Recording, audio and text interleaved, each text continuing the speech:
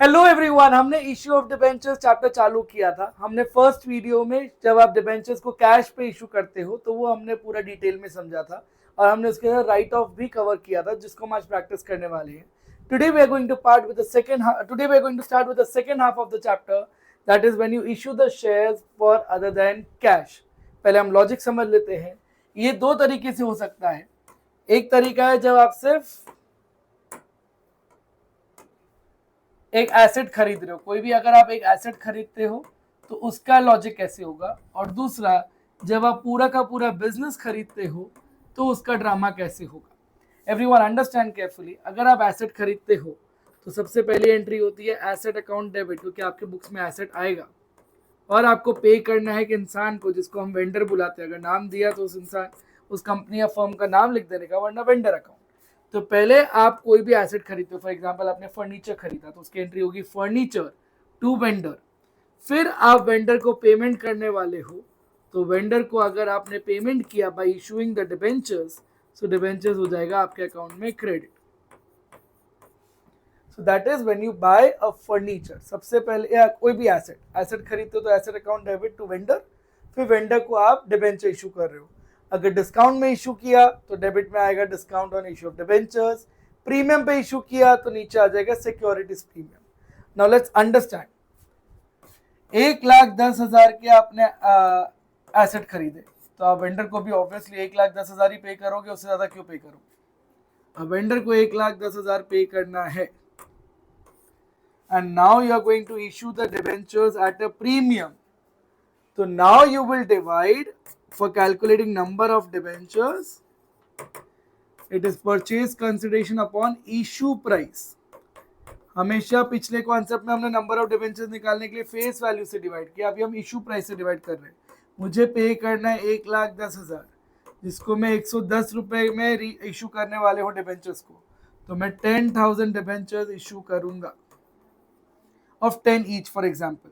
So this becomes 10,000 into 10, 1,00,000, और 10,000 का premium, sorry ये 1000 आएगा, तो अभी 110 किया ना, तो ये 1000 इंटू 100 1,00,000, और ये 1000 इंटू 10 10,000। ऑलराइट, आप वेंडर को 1,10,000 देने वाले हो, जिसमें से 1,00,000 के आपने डिबेंचर्स दिए और 10,000 आपने सिक्योरिटीज प्रीमियम का लिया। So this becomes your entry. So whenever you have to calculate number of debentures in other than cash, you will divide by issue price. ये एक एसेट जब आप खरीदते हो तो उसका एंट्री है। Alright, now understand when you purchase an entire business, अगर आप पूरा बिजनेस खरीदते हो तो उसके एसेट्स बन जाएंगे आपके एसेट्स, उसकी लायबिलिटीज बन जाएगी आपकी लायबिलिटी, और फिर आपने जितना वादा किया उसको पे करने के लिए वो अमाउंट आ जाएगा आपकी दूसरी लायबिलिटी। ऑलराइट, फॉर एग्जांपल मैंने स्टारबक्स का एक फ्रेंचाइजी खरीदा, तो स्टारबक्स के फ्रेंचाइजी में उसके एसेट्स है 1,50,000 के, और उस बिजनेस की लायबिलिटी है कुछ 10,000 रुपये, और मैं उसको वादा कर रहा हूँ कि मैं उसको 2,00,000 रुपए दूंगा। तो जितना मैं उसको पे करने वाला हूँ, that becomes the amount of vendor. 1,50,000 का मैंने एसेट खरीदा, 10,000 की लायबिलिटी, वो भी मेरी लायबिलिटी बन गई, और मैंने उसको वादा किया मैं उसको 2,00,000 रुपए दूंगा। तो मैं डेबिट क्रेडिट मैच नहीं हो रहा। मैं उसको ज्यादा पैसे क्यों दे रहा हूँ, मैंने उसके नेट एसेट्स तो 1,40,000 के खरीदे, पर मैं उसको 2,00,000 रुपए एक्स्ट्रा पे कर रहा हूँ। I am paying him because of its goodwill. तो अगर आप पूरे बिजनेस खरीदते हो और डेबिट क्रेडिट मैच नहीं होता है, तो जो डिफरेंस अमाउंट आएगा, that difference amount you transfer it to goodwill account. Alright, फिर लॉजिक सेम ही रहेगा। वेंडर को आप पे करोगे डिबेंचर्स, डिस्काउंट पे इशू किया तो डिस्काउंट, प्रीमियम पे इशू किया तो प्रीमियम, वो अलग लॉजिक। वेंडर का अमाउंट सेम आएगा, 2,00,000 रुपए पे करना है, you divide by issue price, that logic remains same. Alright, we have another case, let's do the another case. तो आपको समझ आ गया, अगर डेबिट साइड में बैलेंसिंग अमाउंट आ रहा है, that is goodwill. Another case is आपने एसेट्स खरीदे 1,50,000 के, आपने उसकी लायबिलिटी ली फॉर एग्जाम्पल 10,000 की, and now you are going to pay him only 1,00,000 rupees, so vendor में 1,00,000 बैलेंसिंग अमाउंट आएगा। एसेट्स 1,50,000 का, लायबिलिटी 10,000 की। वेंडर को आप पे कर रहे हो 1,00,000 रुपए, 1,40,000 का नेट सामान लेकर सिर्फ 1,00,000 रुपए दे रहे हो, फायदा हुआ नुकसान हुआ? फायदा हुआ। कितने का? 40,000 का। तो अगर 40,000 क्रेडिट साइड में बचता है, that is your income, and that income gets transferred to capital reserve, because it is my capital profit, it gets transferred to capital reserve. फिर वेंडर को पे करोगे आप डिबेंचर्स, वो वाला सेम ही ड्रामा है, vendor to 9% debentures, that we are going to do in detail. First understand the logic. अगर debit side में बैलेंसिंग अमाउंट आएगा तो उसको हम बोलेंगे गुडविल, और क्रेडिट साइड में बैलेंसिंग अमाउंट आएगा उसको हम बोलेंगे कैपिटल रिजर्व। डेबिट साइड में बैलेंसिंग अमाउंट इसलिए ज्यादा आएगा because you are paying him more and you are paying him because of its goodwill.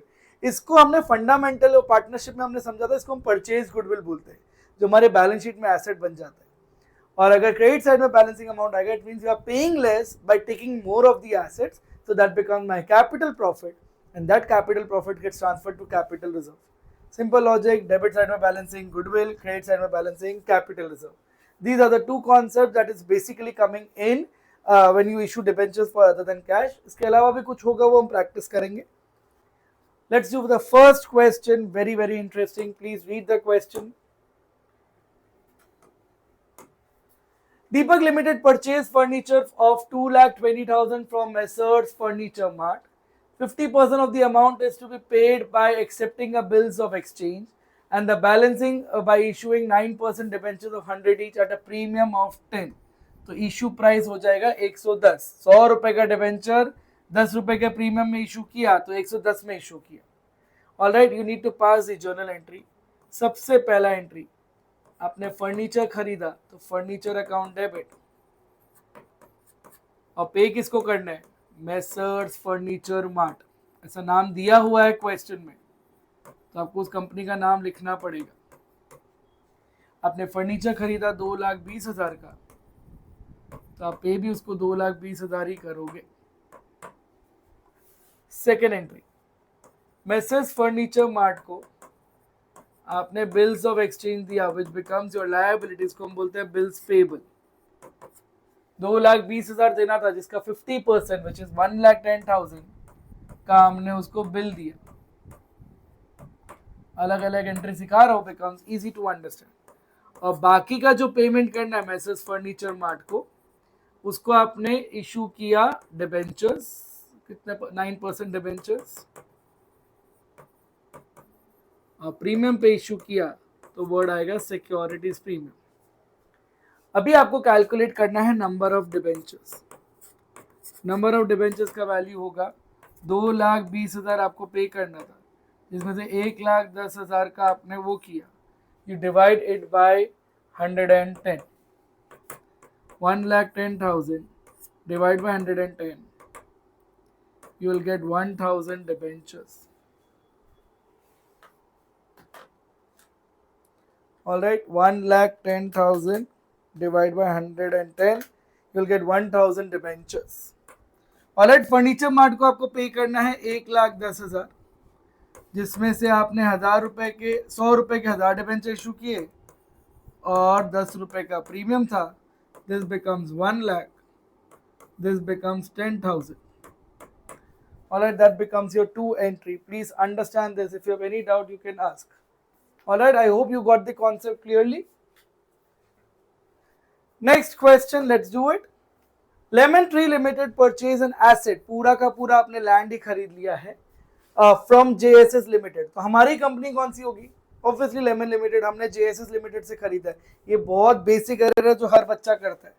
सबसे पहले हमने लैंड खरीदा है तो लैंड अकाउंट डेबिट, और JSS लिमिटेड से खरीदा है तो टू JSS लिमिटेड। आपने कितने का लैंड खरीदा ये तो दिया ही नहीं है, तो अमाउंट आप लिख नहीं सकते अभी, बट ये क्वेश्चन में दिया हुआ है कि आप JSS लिमिटेड को क्या क्या पे कर रहे हो। You are paying JSS limited a cheque of ₹10 lakh, तो टू बैंक अकाउंट वर्ड आएगा और आपके बिजनेस से 10 लाख रुपए जाएगा। आप उनको बिल्स ऑफ एक्सचेंज भी दे रहे हो 3 months, that is known as bills payable of an amount of 5 lakh, तो बिल्स पेबल का अमाउंट आएगा 5 लाख।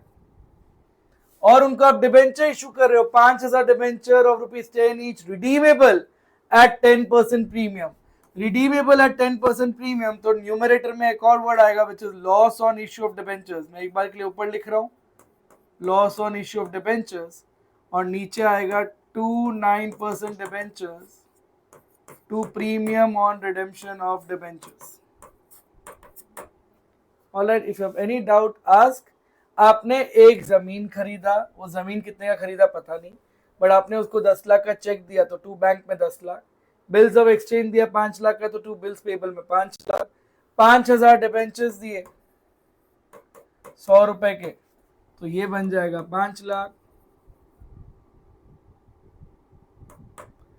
और 5,000 डिबेंचर्स को आप 10 रुपए के प्रीमियम में इशू कर रहे हो, this becomes 50,000 and the same amount will be here also 50,000. Sorry, not here. Loss on issue of debentures में 50,000. अभी बैलेंसिंग अमाउंट हमें JSS लिमिटेड को देना पड़ेगा, this comes out to be 20 lakh. 20 lakh आप JSS को पे करोगे तो 20 लाख का ही आपने लैंड खरीदा होगा। इसका अमाउंट कैलकुलेशन रिवर्स ऑर्डर में आ रहा है, आपने उसको क्या क्या पे किया उसका वैल्यू दिया हुआ था, इसको ऐड करो आपने तो वर्ड आ जाएगा आपके JSS लिमिटेड का balancing amount which is 20 lakh, and उतने का ही आपका जमीन का वैल्यू भी होगा। Here the number of debentures was given to you, 5,000 number of debentures was given to you in the question.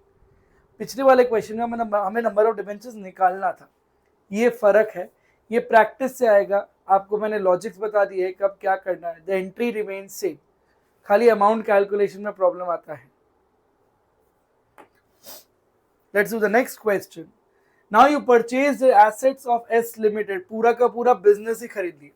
Are limited ने एसेट खरीदा of S limited of 5 lakh rupees, आपने उनकी लायबिलिटी भी ली है amounting to 2 lakh rupees, and you are promise to pay a purchase consideration of 2,80,000। Payment हम करेंगे by issuing 9% debentures of 100 each at par. अच्छा, पिछले क्वेश्चन में हमने राइट ऑफ की एंट्री करी नहीं है, वो हमारी गलती हो गई थी। राइट ऑफ की एंट्री हम हर क्वेश्चन में करेंगे ताकि वो प्रैक्टिस भी होती जाए। यहाँ पे ये जो लॉस अराइज हुआ है, इस लॉस को हम राइट ऑफ करेंगे। क्वेश्चन में कहीं भी प्रीमियम नहीं है, सिक्योरिटीज प्रीमियम, तो ये पूरा का पूरा लॉस आप statement of P&L account finance cost से राइट ऑफ कर दोगे। लॉस ऊपर डेबिट हुआ था, अब loss on issue of debentures account को हम क्रेडिट करेंगे। 50,000 50,000 हर क्वेश्चन में करना ही है बेटा। Coming back to this question, assets आपने खरीदे, एसेट्स का वैल्यू है 5 लाख, आपने लायबिलिटीज भी ली है, उनकी लायबिलिटीज के वैल्यू है 2 लाख, आप उनको पे कर रहे हो। एस लिमिटेड को हमने वादा किया कि हम उनको पे करेंगे 2,80,000।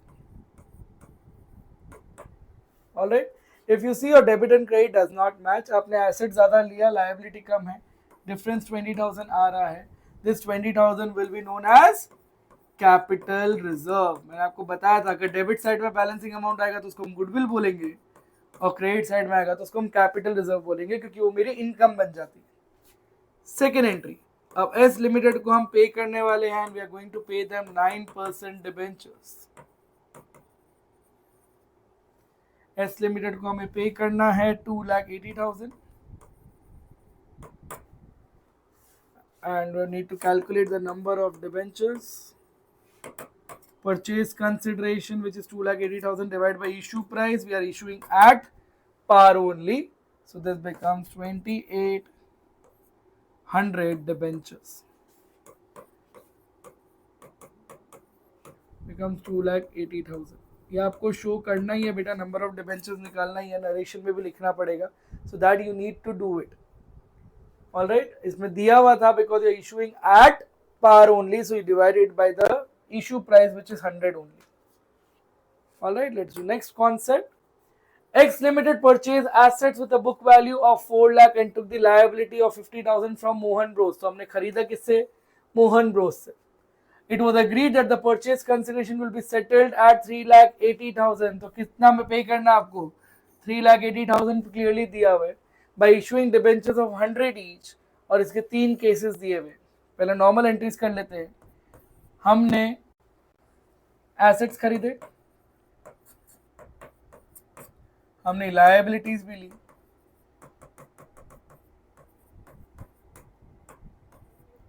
और हम मोहन ब्रोस को पे भी करने वाले हैं। ये तीनों का अमाउंट हमें दिया हुआ है। एसेट्स लिया हमने 4 लाख का,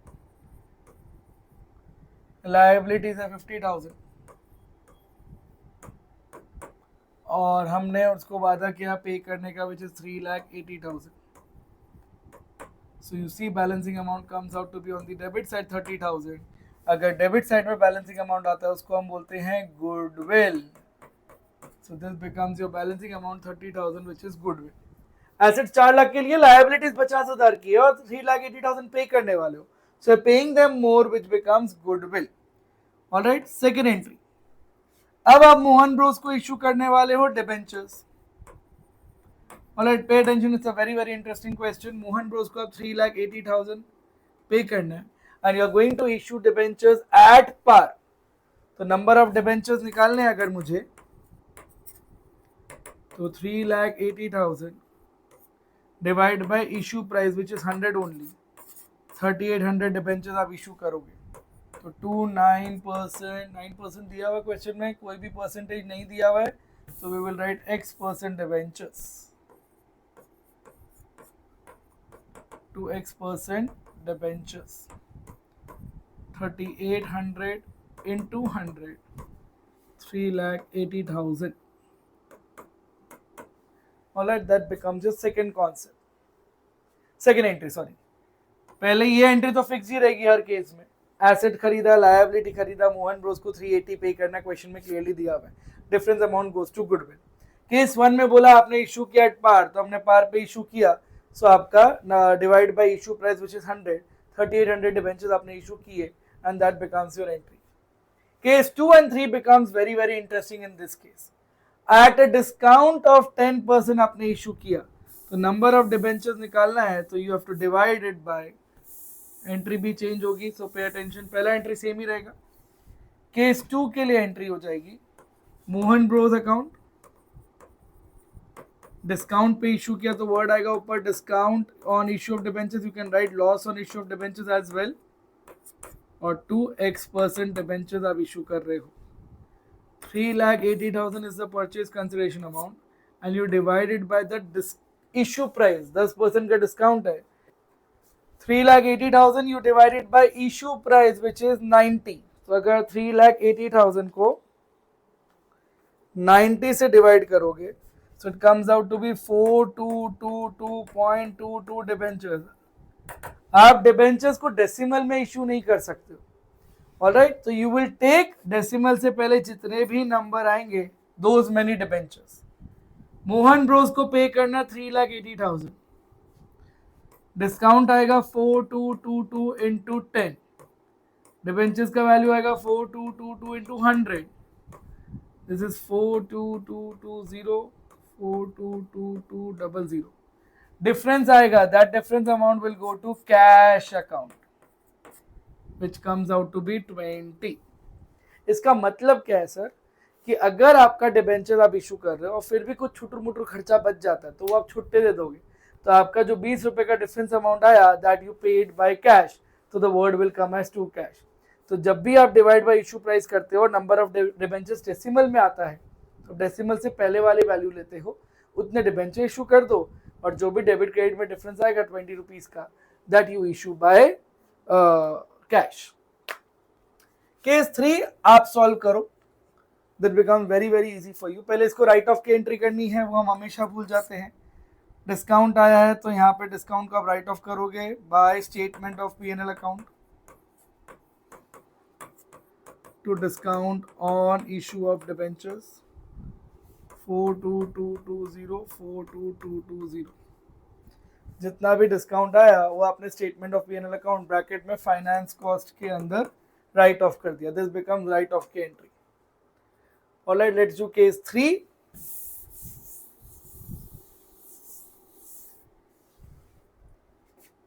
केस 3 आपने डिबेंचर इशू किया at a premium of 10, so Mohan Bros limited को आपने X% डिबेंचर इशू किया, प्रीमियम पे इशू किया, तो वर्ड आएगा securities premium. Let's calculate number of debentures, 3,80,000 you have to pay and you divided by issue price 3,80,000 divide by issue price हो जाएगा अब 110 क्योंकि आपने प्रीमियम पे इशू किया which comes out to be 3454.54. So you'll take 3454 into 100. 3454 into 10 का premium है और जो डिफरेंस अमाउंट आएगा वो आप कैश में दे दोगे 3,80,000 you have to pay 345400 34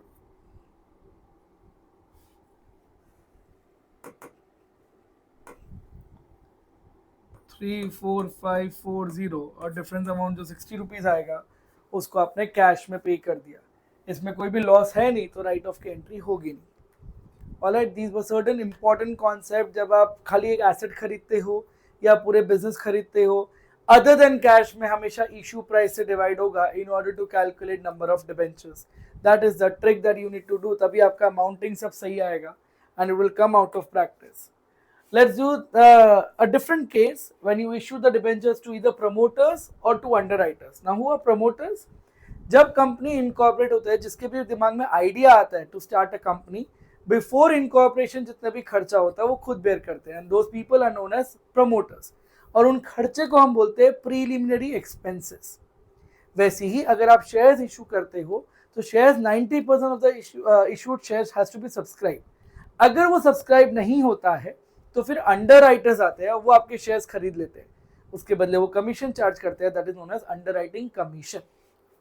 इन दोनों को कमीशन को और प्रीलिमिनरी एक्सपेंसेस को हमें पे करते हैं हम डिबेंचर इशू करते हैं again a part of other than cash. R Limited issued 510% debentures as fully paid up to the promoters for their services in incorporation of a company. It also issued 10% debentures of 110% debentures of 1,000 each, credited as fully to the underwriters towards its commission. इसकी entry आप समझ लीजिए अगर आप promoters को कोई भी payment करते हो that is because of preliminary expenses. As it is an expense, it will be debited. और ये खर्चा किसको पे करना है हमें अब प्रमोटर्स को और फिर हम प्रमोटर्स को इशू कर रहे हैं debentures promoters account debit to 10% debentures. All right. Promoters को आपने इशू किया 500 debentures of 1,000 each, which comes out to be 5 lakh. 5 lakh हमें प्रमोटर को पे करना है तो अगर हम प्रमोटर को 5 लाख पे कर रहे हैं तो 5 लाख का प्रीलिमिनरी एक्सपेंसेस भी होगा. The amount can be calculated in the reverse manner as well. तो अगर आप प्रमोटर्स को कोई भी खर्चा पे करते हो एंट्री आप याद कर लीजिए लॉजिक मैंने आपको बता दिया है. Preliminary expenses to promoters promoters to 10% debentures. वैसे ही अगर आप अंडर राइटर्स को कोई कमीशन पे करते हो उसकी एंट्री होती है अंडर राइटर्स कमीशन क्योंकि वो मेरा खर्चा है डेबिट होगा और ये खर्चा हमें पे करना है अंडर राइटर्स को तो डिवाइड बाय अंडर राइटर्स और फिर हम अंडर राइटर्स को 10% डिबेंचर इशू कर देंगे. डिबेंचर हम 100 इशू कर रहे हैं 1,000 रुपए का तो 1 लाख का हमें डिबेंचर इशू करना है अंडर राइटर्स को तो अंडर राइटर्स का खर्चा भी 1 लाख रुपए का ही होगा.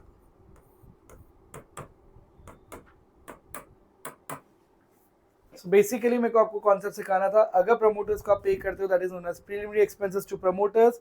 प्रमोटर्स को हमने डिबेंचर इशू किया. वैसे अंडर राइटर्स को आप इशू करते हो फॉर देयर सर्विसेज तो underwriters commission to underwriters और अंडर राइटर्स को हमने डिबेंचर इशू कर दिया. That becomes your concept. Very less chances of coming in the exam but that is other than cash का part.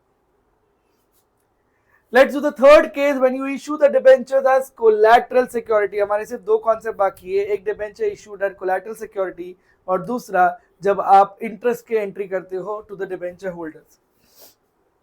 Debenture issued as collateral security. अब collateral security में इसका logic समझ लीजिए आप डिबेंचर्स को कोलैटरल सिक्योरिटी पे भी रख सकते हो मतलब गिरवी रख सकते हो. तो अगर मैंने बैंक से लोन लिया तो बैंक को मुझे कुछ गिरवी रखना पड़ेगा तो मैं अपने डिबेंचर्स ही गिरवी रख देता हूँ कि बाई चांस 5 साल बाद मैं अपना लोन पे नहीं कर पाऊंगा तो आप मेरे डिबेंचर होल्डर्स बन जाना 5 साल बाद. And we have studied debenture holders are the most secured form of liability. तो ऑटोमेटिकली जब कंपनी बंद होगी तो हमेशा डिबेंचर होल्डर्स को पे किया जाएगा. So the bank also agrees to have debentures as collateral. इसके दो केसेस है. एक, जब आपको रिकॉर्ड करना है, you don't want to record the collateral. obviously अभी तक डिबेंचर इशू नहीं किया ना आपने, तो गिरवी रखा है, तो उसको रिकॉर्ड करने की जरूरत नहीं है. और दूसरा, when the company decide to record the collateral security as well. ये दो केसेस है. आपको जब भी collateral security वाला क्वेश्चन आएगा तो आपको बैलेंस शीट बनाना ही पड़ेगा. Let's do one case. I have prepared the format for you. Let's read the question carefully. A company took a loan of rupees 4 lakh from Bandhan Bank Limited and issued 8% debentures of 4 lakh as collateral security. Loan भी 4 लाख रुपए का लिया, collateral भी 4 लाख का रखा. आप 5 लाख का भी कोलैटरल रख सकते हो, 6 लाख का भी रख सकते हो, क्वेश्चन में दिया ही होगा. All right.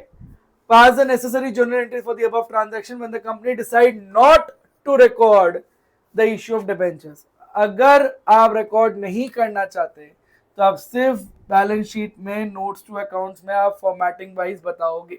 कोई भी जर्नल एंट्री पास नहीं होगी क्योंकि क्वेश्चन में क्लियरली लिखा हुआ है it need not record. I am preparing the books of XYZ. Question XXX question में दिया नहीं है किसका कंपनी है. As on 31st March, date is also not given to you. Particulars, note number, current year, previous year, that's the balance sheet format.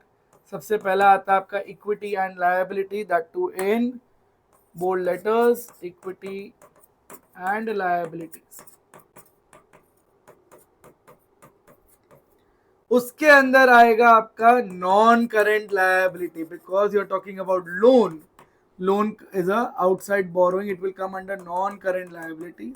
और non current liabilities के अंदर भी जाएगा वो लॉन्ग टर्म बोरोइंग्स.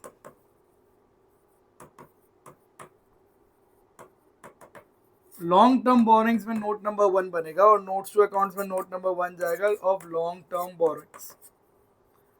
ये प्रैक्टिस से ही आएगा बेटा, देखने से नहीं आएगा. इफ यू डोंट प्रैक्टिस, आपका हमेशा ये 2 या 3 नंबर का क्वेश्चन आता है वो छूट जाएगा. लॉन्ग टर्म बोरिंग्स में आपने लोन लिया है, loan from Bandhan bank limited. आपने लोन लिया है 4 लाख रुपए का, तो 4 लाख अमाउंट का लोन लिख दोगे. आपको कोलैटरल सिक्योरिटी रिकॉर्ड नहीं करना, so you just write under this as information secured by issuing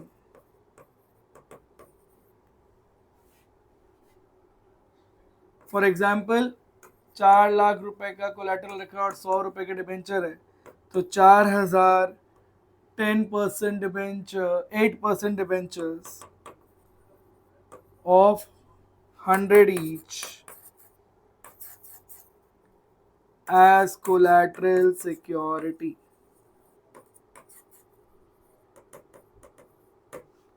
total amount आएगा 4 लाख और यही 4 लाख अमाउंट आप यहाँ लिख दोगे. बस इतना सिंपल टाइम पास करना है, बट प्रेजेंटेशन है तो आपको सीखना पड़ेगा. जितने का लोन लिया उतनी की लायबिलिटी है, क्योंकि गिरवी तो हमने अभी भी रखा ही है.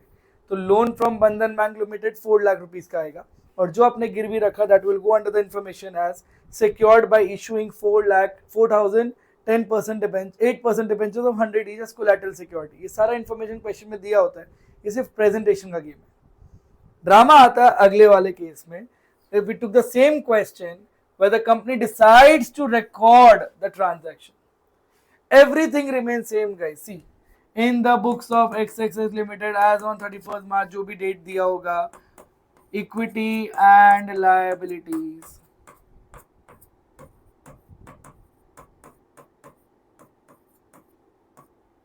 उसके अंदर फर्स्ट नंबर पे आएगा non current liability,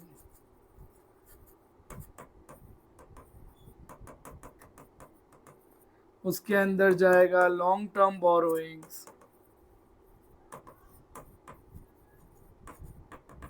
long term borrowings का note number 1 will go as long term borrowings. कुछ भी नया नहीं कर रहे हम. लॉन्ग टर्म बोरिंग्स में जाएगा loan from Bandhan bank limited,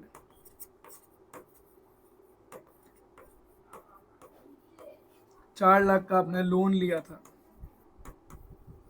यहां तक कुछ भी नया नहीं। जब आपको रिकॉर्ड नहीं करना था तो आपने यहाँ पे ब्रैकेट में खाली इंफॉर्मेशन दे दिया था, but if you want to record then you need to pass one journal entry. Alright, I'll change the color for you. कहाँ गया पेन मेरा? You have to pass one journal entry. Now because debentures are your liability, it will get credited to X% debentures. पर debenture अभी तक आपने issue नहीं की है, तो वो अभी सस्पेंस है कि बाद में आप लायबिलिटी ये लोन पे कर पाओगे या नहीं कर पाओगे। तो एक डेबिट में आप डिबेंचर सस्पेंस अकाउंट भी खोल लेते हो। Debenture suspense becomes debited because it is not your current liability. तो आपने एक एसेट क्रिएट किया, it is a suspense for now. और 10x% डिबेंचर्स क्योंकि वो आपने एज गिरवी रखा है तो आप उसको रिकॉर्ड करना चाहते हो, तो आपने उसको अभी की लायबिलिटी मान ली। उस लायबिलिटी को सेट ऑफ करने के लिए आपने एक एसेट भी क्रिएट किया which is known as debenture suspense. आपने 4 लाख का डिबेंचर का गिरवी रखा था, तो 4 लाख का सस्पेंस भी आ गया। अब इसको रिकॉर्ड कैसे करोगे? इसको रिकॉर्ड करने का तरीका बहुत ईजी है। ये एक हुआ। दूसरा 8% डिबेंचर्स, डिबेंचर्स कितने का? 4 लाख रुपए का गिरवी रखा है, तो वो लाइबिलिटी बनी, लेस डिबेंचर सस्पेंस, क्योंकि वो अभी की लाइबिलिटी नहीं है, इससे 4 लाख माइनस कर दो, नेट अमाउंट तो जीरो ही आएगा, टोटल अमाउंट भी 4 लाख ही आएगा। और यही 4 लाख अमाउंट को आपको यहाँ कॉपी भी करना है। सब कुछ सेम है, खाली प्रेजेंटेशन चेंज होता है। उसमें आप ब्रैकेट में इंफॉर्मेशन दिखाते हो, यहाँ पे आप डिबेंचर को एज अ लायबिलिटी क्रिएट करके सेट ऑफ कर देते हो बाय डिबेंचर सस्पेंस अकाउंट। जब भी क्वेश्चन आएगा when you want to record, तो आपको एक जर्नल एंट्री तो मिनिमम पास करना ही पड़ेगा, and then you need to show as presentation. This is debenture as collateral. Case 1 हमने किया था when you don't want to issue, तो सिर्फ ब्रैकेट में इंफॉर्मेशन दिया। केस 2 हमने किया when you want to issue, तो एक एंट्री पास करी और उसके बाद हमने उसको बैलेंस शीट में इस तरीके से प्रेजेंट भी किया। Alright, let's do the last concept of the chapter that is needed, which is interest on debentures. Very very easy, very very easy. अगर एग्जाम में आएगा तो ये केक वॉक है, it's the most scoring topic of the chapter. Interest on debentures. X Limited ने 5000 10% debentures of 100 each issue किया on 1st April 15 at a discount of 10% redeemable at 10% premium. ये पूरा कॉन्सेप्ट का जर्नल एंट्री हमने already कर लिया है। मैं सिर्फ जर्नल एंट्री इंटरेस्ट का पास करने बोला है। Give the journal entries for the year ended 31st March 16, assuming that the interest was payable half yearly on 30th September and 31st March. इसमें इशू का भी एंट्री करना होगा, बट इशू की एंट्री मैं नहीं कर रहा हूं because I am going to explain you the concept of interest only. सबसे पहले understand, debenture interest is your expense. So debenture expense है, डिबेंचर इंटरेस्ट एक्सपेंस है तो डेबिट होगा। जो हमें पे करना है डिबेंचर होल्डर्स को, और फिर अगले एंट्री में हम डिबेंचर होल्डर्स को इंटरेस्ट पे कर देंगे, तो debenture holders account to bank, that's it. तो डिबेंचर इंटरेस्ट खर्चा है तो डेबिट होगा, that have to pay to debenture holders, and then debenture holders को हम पे कर देंगे टू बैंक। इसमें डेट और कैलकुलेशन बहुत इंपॉर्टेंट है। You have to pay half yearly interest on 30th सितंबर एंड 31st मार्च। तो 30th सितंबर को 2016 को हम पहले इंटरेस्ट ड्यू करेंगे और 30th सितंबर को हम पे भी कर देंगे। फिर सेम ड्रामा हम करेंगे 31st मार्च को भी, और ये 15 आएगा बेटा क्योंकि साल 16 में खत्म हो रहा है। और सेम ड्रामा हम करेंगे वापस 31st मार्च 2016 में। डिबेंचर इंटरेस्ट, तो क्वेश्चन में हाफ ईयरली बोला तो एंट्री 2 बार होगा, क्वार्टरली बोला तो एंट्री 4 बार होगा, जो आने के चांसेस कम है। 4 बार सेम कॉन्सेप्ट थोड़ी टेस्ट करेगा CBSE. And then debenture holders को आप पे कर दोगे to bank account. Now understand the calculation. 5000 debentures है, 100 रुपए का एक डिबेंचर है, उस पे 10% का इंटरेस्ट देना है, वो भी 6 महीने के लिए। ऑलराइट, 100 का 10% डिबेंचर देना है और 5,000 के डिबेंचर, 5,000 डिबेंचर है, तो वो 6 हाफ ईयरली बेसिस पे कितना अमाउंट आएगा? Let's calculate. 5,000 into 100 into 10% for 6 months. It comes out to be 25,000. All right. 100 रुपए का डिबेंचर, उस पर 10% interest, into number of debentures and half yearly basis है तो इंटू 6/12। 25,000 के आपको इंटरेस्ट पे करना है टू द डिबेंचर होल्डर, और आपने 25,000 का इंटरेस्ट पे कर दिया टू द डिबेंचर होल्डर। यही सेम ड्रामा आपने मार्च में भी किया, 25,000 25,000 25,000 25,000। अब सबसे इंपॉर्टेंट ट्रिक, साल के एंड में, always at the end of the year, आपको ये जो भी इंटरेस्ट का खर्चा है इसको राइट ऑफ करना पड़ेगा। And debenture interest can only be written off using statement of P&L account bracket में finance cost to debenture interest. अभी तक डिबेंचर इंटरेस्ट जो मेरा खर्चा था उसको मैंने डेबिट किया, अब उसको मैं क्रेडिट कर दूंगा और पूरा 50,000 जितना भी इंटरेस्ट का खर्चा बनता है वो पूरा का पूरा आप राइट ऑफ कर दोगे। Trick is, loss on issue of debentures and discount on issue of debentures पहले सिक्योरिटीज प्रीमियम से राइट ऑफ होता है और फिर स्टेटमेंट ऑफ P&L अकाउंट से, बट डिबेंचर इंटरेस्ट हमेशा statement of P&L account finance cost से ही राइट ऑफ होता है, even if the question is securities premium. So do not use securities premium for this particular case. All right, this becomes your entry for debenture interest. Debenture interest to debenture holders to bank. Same drama किया और last में right of किया। तो if you see, पहले हमने क्या क्या पढ़ लिया इस चैप्टर में, खाली उतना आप कॉन्सेप्चुअली रिवाइज कर लो तो आप पूरा का पूरा अटेम्प्ट कर सकते हो। सबसे पहले हमने पे किया when you issue the debentures for cash, then we did for other than cash. Other than cash में हमने 2 केसेस किए, जब आप एक एसेट खरीदते हो या पूरा बिजनेस खरीदते हो। अगर पूरा बिजनेस खरीदते हो और डेबिट साइड में बैलेंसिंग अमाउंट आया था तो हमने गुडविल को डेबिट किया था, और क्रेडिट साइड में आया तो हमने कैपिटल रिजर्व को क्रेडिट किया था। फिर तीसरा हमने केस किया, प्रमोटर्स को हम इशू करते तो प्रीलिमिनरी एक्सपेंसेस टू प्रमोटर्स की एंट्री करते थे, या फिर अंडरराइटर्स कमीशन को, we did underwriters commission to underwriters and underwriters to debentures। फिर हमने कोलैटरल सिक्योरिटी किया। कोलैटरल सिक्योरिटी में जब आप डिबेंचर्स को गिरवी रखते हो तो इधर you want to record the debentures, तो एक एंट्री पास करते हो which is debenture suspense to debentures, and if you don't want to record then you just write an information in the bracket. फिर हमने राइट ऑफ का entry भी practice किया था। राइट ऑफ पहले सिक्योरिटीज प्रीमियम से होता है and the difference amount go to statement of P&L account bracket में फाइनेंस कॉस्ट, और लास्ट में हमने रिवाइज किया या समझा इंटरेस्ट की एंट्री, और इंटरेस्ट हमेशा राइट ऑफ होता है statement of P&L account finance cost से। ऑलराइट, और ये हमेशा राइट ऑफ इंटरेस्ट का अमाउंट पूरे साल के एंड में होता है, साल भर का डिबेंचर। कई बार क्वेश्चन में आपको सिर्फ 6 महीने का इंटरेस्ट का एंट्री करने बोला होगा, पर राइट ऑफ के टाइम पे आप पूरा 2 बार, क्योंकि 6 महीने का 2 बार इंटरेस्ट पे किया होगा, आप टोटल अमाउंट राइट ऑफ करिएगा। Alright, keep practicing debentures, it's one of the most easiest chapter in book 2 and your entire account. छोटा सा कॉन्सेप्ट है, इतना ज़्यादा वास्ट आएगा भी नहीं, एमसीक्यू भी आता है, 6 मार्क का क्वेश्चन पक्का ही आता है। So if you keep practicing, I am always there to help you. कोई भी डाउट हो please write in the comment section or reach out to me. I will help you and solve debentures. Let's score 100. Good luck for your boards. Pack up.